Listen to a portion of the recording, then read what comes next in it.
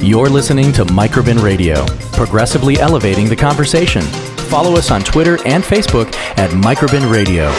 And now, back to the Michael S. Robinson Show right here on Microbin Radio. Hi there, welcome back to the show. Hope you got some good tips on that interviewing process that one does on the dreaded telephone. Don't forget, smile. It makes a big difference when it comes to communicating your thoughts, your intentions, your skill sets, and your experience. My next guest is Coach Michael Taylor. He's an irrepressible optimist with a passion for the impossible, who has committed his life to empowering men and women to live extraordinary lives. He is the president and CEO of Creation Publishing Group, LLC, and author of 7 books, a radio and television host. Welcome to the show, Coach Michael. Hey, Mike, thank you so much for the opportunity to share. I'm really excited to be here because we're talking about something that I'm really passionate about, which is entrepreneurship.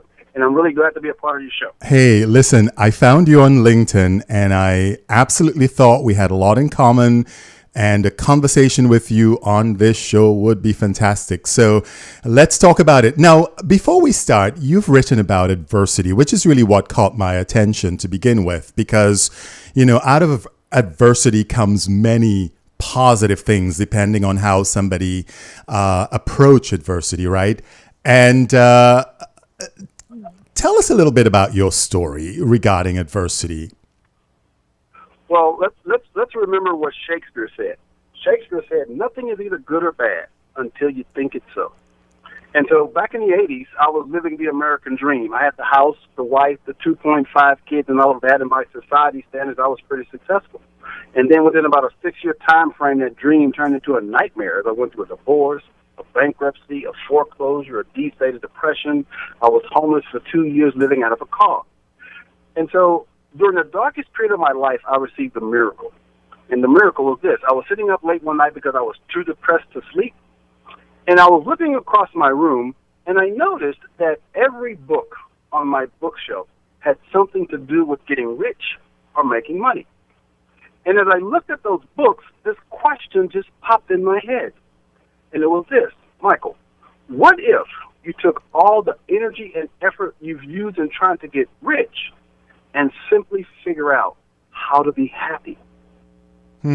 That simple question literally changed my life in an instant. Something in me shifted. And all of a sudden, it was like my depression lifted. I had clarity. I knew somehow I was going to be able to put my life back together.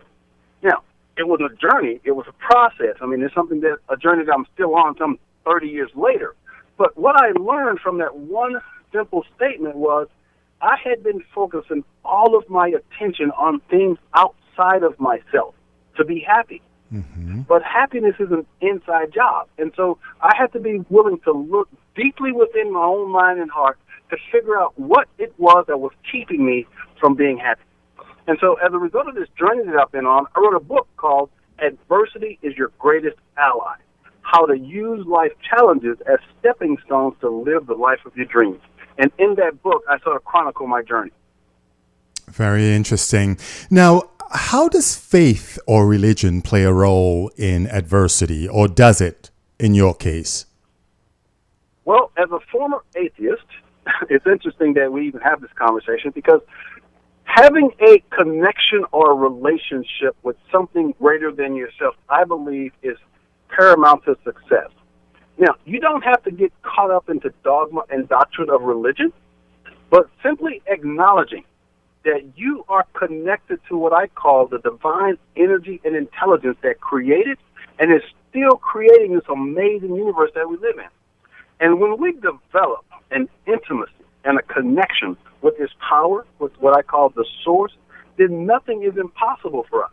And not only does it give us access to this energy, but it puts your heart and soul at ease as you're moving through life. Because if you recognize that you are the source of your happiness, your success, your joy, and as the source, you're connected to the divine source, then there's absolutely nothing you can't accomplish. Very nicely said. I couldn't have put that better myself. That's brilliant. Now, how does one find one's purpose? And the reason why I'm asking you this is because many people are going to be listening to what we're saying, and it sounds very, beautifully packaged. And they're living in a place where, there's darkness, there's hopelessness, there is fear, right? Fear is a big thing that keeps us back from moving forward in life. How does one find one's purpose? Well, first of all, we got to decide, first of all, that what I believe that we actually have what might be called two purposes. First, we have what's called an inner purpose and an outer purpose. Our inner purpose is to wake up to and recognize who we really are as human beings. And that is a process of self-introspection, self-discovery. It's a process of going within to recognize the limiting and defeating beliefs we have about ourselves. It's about coming to a place where we can truly embrace and love ourselves for who we are without any accomplishments. It's a process of getting to the core and essence of who you are. So that's the first purpose, is to wake up and discover who you really are. And when you do that, what you will discover is that you have some unique gifts and talents that you showed up with. And I really believe that our purpose is encoded in our DNA, and we can actually wake up to it. And so when we do that inner work, discover who we really are, then we look for the outer purpose. The outer purpose is when we take our unique gifts and talents and apply them to make the world a better place. For example, I never dreamed of being a writer or a speaker, but through this process of this journey that I went on, I discovered that I have the unique gift of writing and speaking.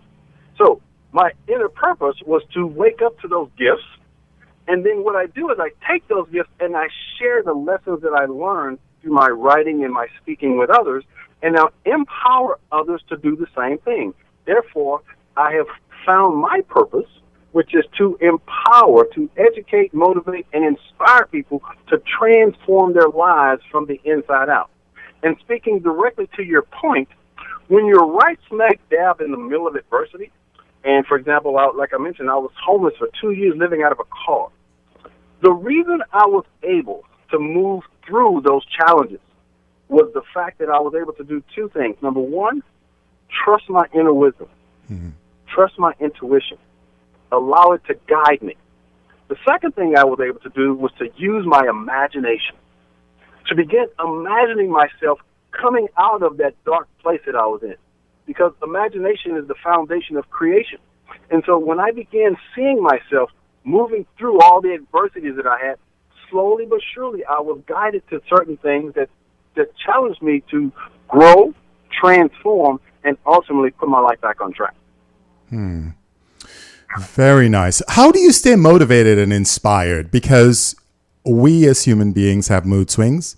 We can wake up one day and feel completely energized and motivated and driven. And another morning we wake up and we're feeling like, I don't want to do anything today. How do you stay motivated and inspired consistently? Well, if a person is willing to really do that inner work that I'm talking about, I believe we tap into the creative impulse of the universe. Some people would call it the Spirit of God. You can call it whatever you want to call it. But I believe that when we truly tap into that, we literally connect with what some people might call eros, which is the energy of the divine, which is the creative spark that drives the universe. So for me, my foundation of everything I do is based on spirituality. And so every morning I have a couple of practices that I do. Number one, I'm a firm believer and proponent of meditation, and being willing to quiet the mind, to tune into and connect to that still small voice within me.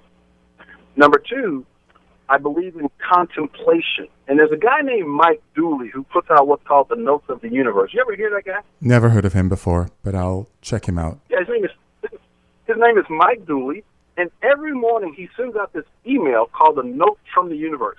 And he puts some very profound wisdom in these notes. And every morning, what I do is I do my meditation, and I simply contemplate some of the amazing spiritual insights that he shares.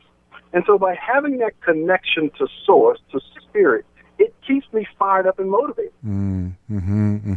Absolutely, right? I completely agree with that as well. You're speaking my language, sir.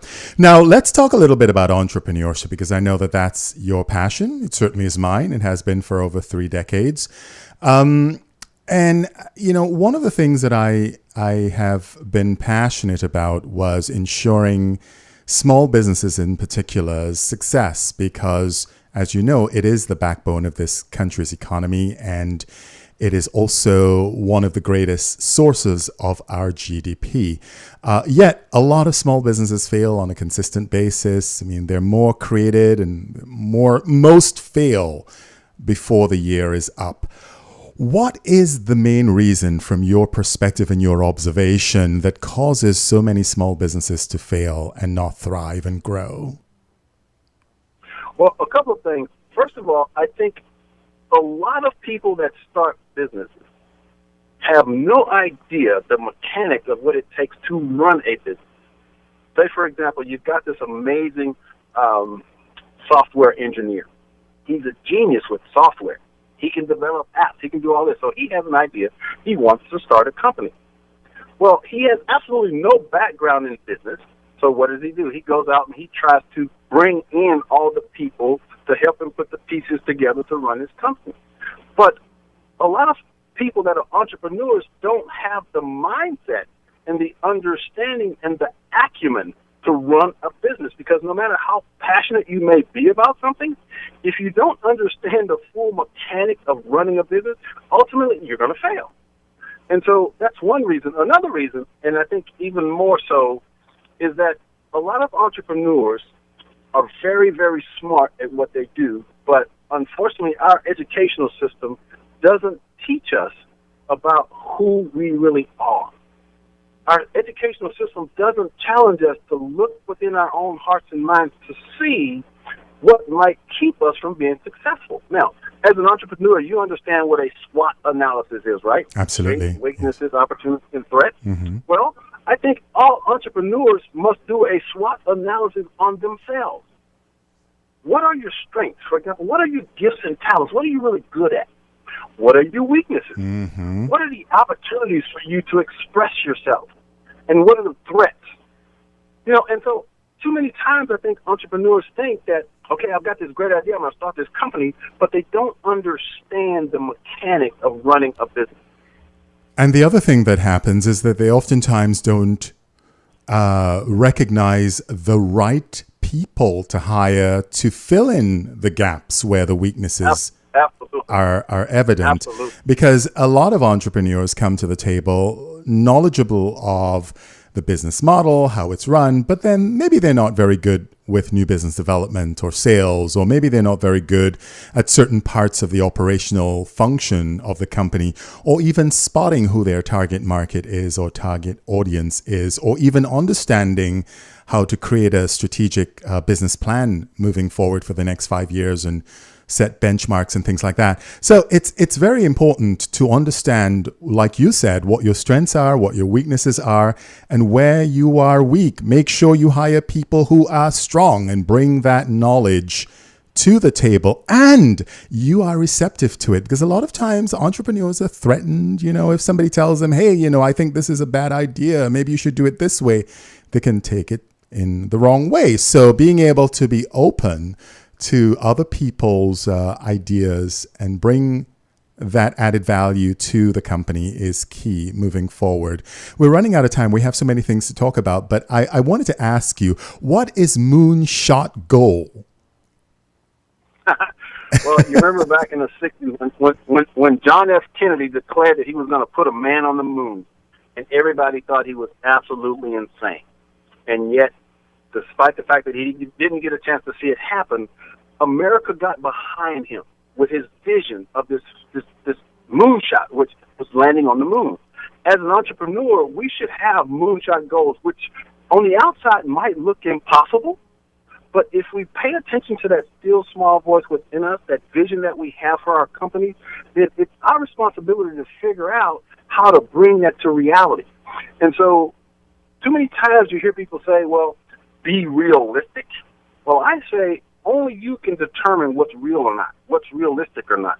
And having a moonshot goal is something that's going to cause you to really stretch in all areas of your life. Matter of fact, if the vision doesn't scare you, it's probably not big enough. So shooting for the moon, then, that's what you're saying. Exactly. Shooting for the moon, having something that most people think isn't possible, because, once again, it comes back to spirituality. Right, yeah. Because I believe that ideas... Michael, I'm going to have you back because we're running out of time, sir. But thank you so much, Coach Michael Taylor, for being with us this morning. Thank you, sir. All my best to you. All right, take care. We'll be right back here on the Michael S. Robinson Show. Don't go anywhere.